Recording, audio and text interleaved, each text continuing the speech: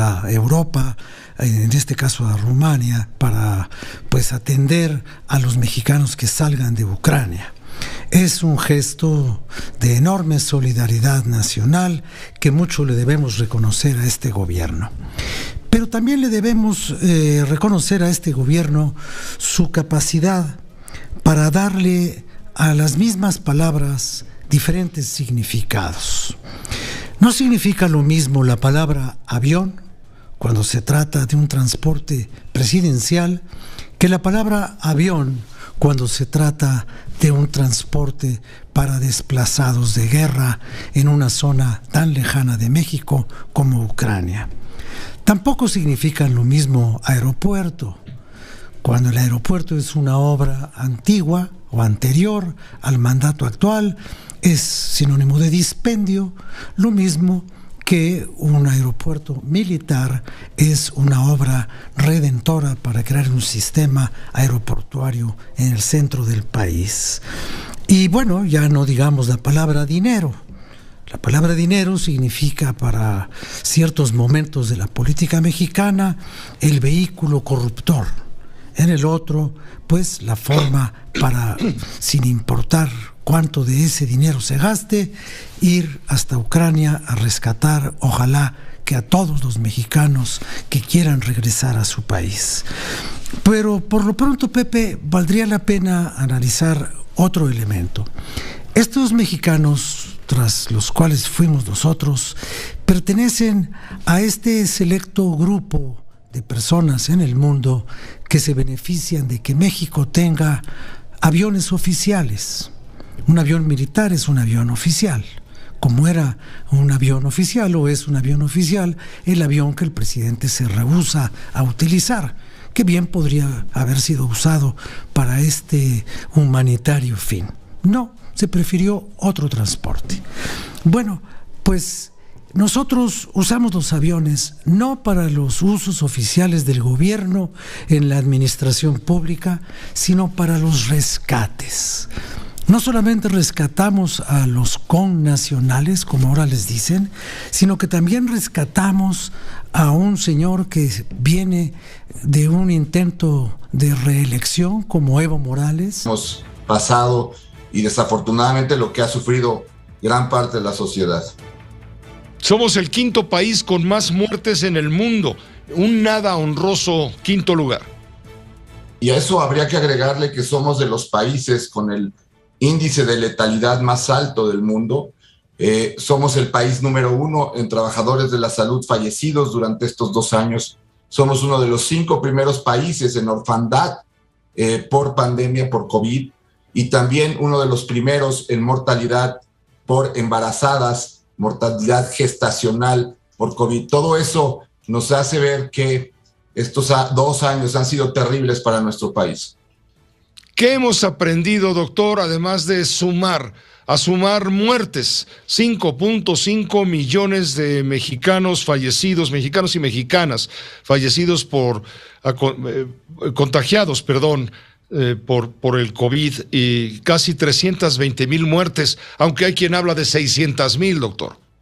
Bueno, una de las cosas que hemos aprendido es que tenemos que hacer pruebas y estar seguros de lo que está sucediendo en nuestro país para un futuro, porque la pandemia la pasamos a ciegas en cifras y seguimos estando sin conocer cuál es la situación actual y la situación que ha provocado este número desconocido de fallecidos. Hemos aprendido que somos una población vulnerable porque tenemos un problema que se llama obesidad. Somos el segundo país en el mundo en problema de obesidad y primer lugar de obesidad en infantil y juvenil. Quiere decir que si seguimos en esa instancia volveremos a ser el primer país en obesidad en unos años. Creo que ese es un aspecto que tenemos que aprender. Y tercero, creo que a todos los mexicanos tenemos que entender que la salud es una parte importante de la vida. Creo que habíamos descuidado la salud y creo que ha sido una lección muy dura, pero hay que tener la salud como prioridad en nuestras vidas.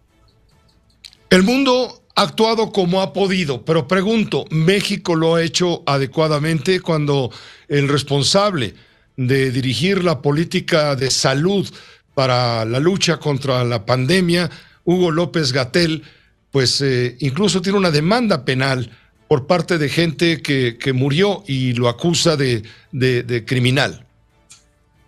Tristemente, cuando ves que somos el 5º país con más fallecidos en el mundo, cuando tenemos el mayor mortalidad en trabajadores de la salud, con todos estos datos que mencionábamos al principio, pues es claro para todos que la estrategia para el control y la lucha contra la pandemia ha sido un fracaso. Estuvo con López Obrador, pero el cargo que tuvo también de Consejería Jurídica. Fíjate que, para ponernos en contexto, unas 2 o 3 semanas antes de que se fuera separado Julio Scherer de su cargo, algunos de nuestros colegas columnistas ya lo habían anunciado, es decir, a partir de la información que les llega de adentro, etcétera, habían dicho: Julio Scherer se va pronto. ¿Y por qué se va? Se va porque le están encontrando cosas sucias. Estaba siendo investigado por la Unidad de Inteligencia Financiera, todavía con Santiago Nieto.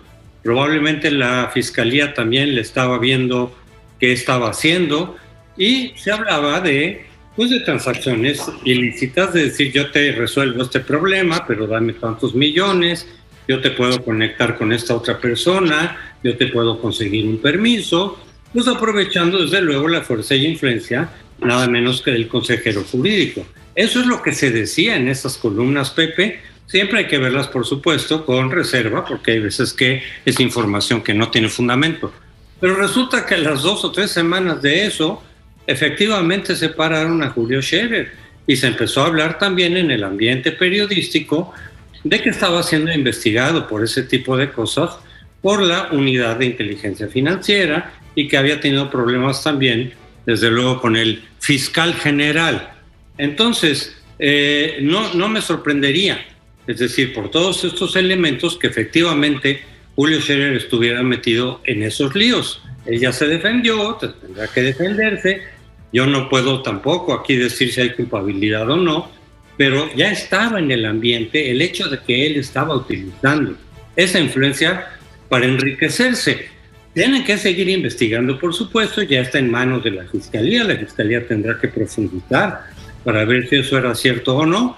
Pero lo que por otro lado vemos también es que esa cercanía y amistad con López Obrador, quien incluso lo llamó hermano, pues hemos visto que cuando López Obrador trata bien a sus colaboradores, cuando son acusados o son sospechosos de alguna irregularidad, pues de pronto se queda en el aire. Será de ratificación de mandato, Pepe.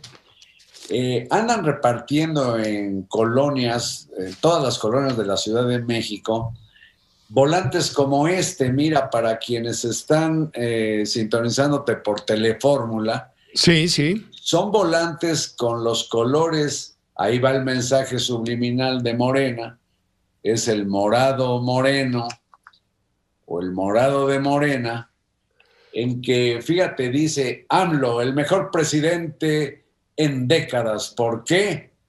Y entonces viene acá una sarta de salamerías, AMLO lo ha logrado, etcétera, etcétera, y le dicen a los incautos que se detienen, como yo, a leer este panfleto, cómo votar en la que sabemos es una innecesaria y, por cierto, onerosa consulta para una imaginaria revocación, porque sabemos que lo que el presidente quiere es su ratificación de manera mayoritaria, apabullante, yendo a las urnas en un ejercicio por demás inútil. Ya fracasó, por cierto, el anterior de la cosa esa dubitativa, tramposa, del dichoso juicio a criminales del pasado, y que solo en la lectura de López Obrador era un juicio a los expresidentes. Ya fracasó. Esta consulta que viene en abril, no sé cuán concurrida vaya a ser, pero por lo pronto pues está activa esta ilegalidad que es Morena y los morenos promoviendo lo que no deben promover según la ley.